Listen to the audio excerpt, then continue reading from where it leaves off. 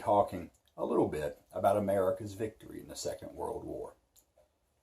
Now, usually when people talk about the Second World War, they mostly focus on the war with Germany.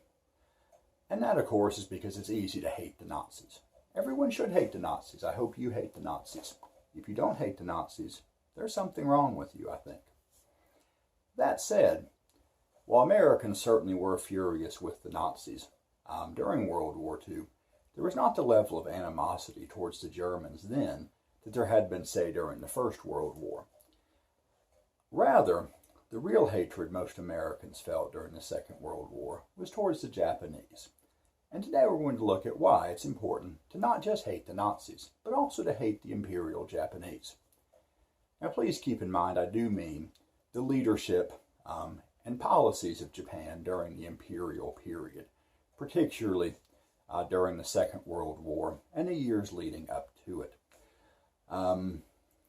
This does not necessarily apply to the Japanese of today, although you will see why there is so much animosity even today between China and Japan, Japan and Korea, and why this can be awkward for the United States because today those three countries are major economies and three of America's major trading partners.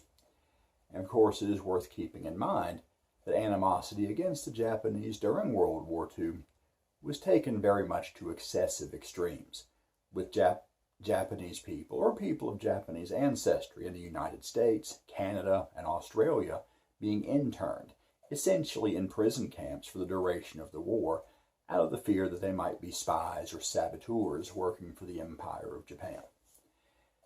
That said, the Japanese Empire was a real threat to the United States and to all the countries that they encountered in the late 18 and especially early and mid 1900s.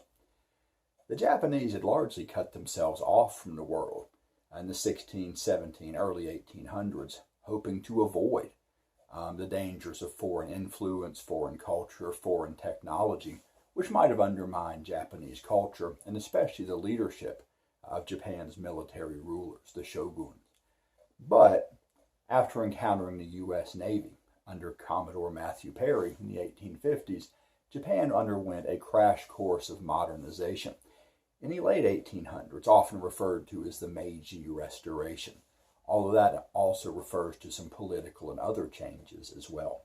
By the late 1800s, Japan had become, at least militarily and technologically, and in some ways politically as well, as modern as any country in Europe or the United States. In the late 1890s, they began consolidating control over Taiwan, Korea, and parts of China. After World War I, some German territory in the Pacific was added to the Japanese Empire.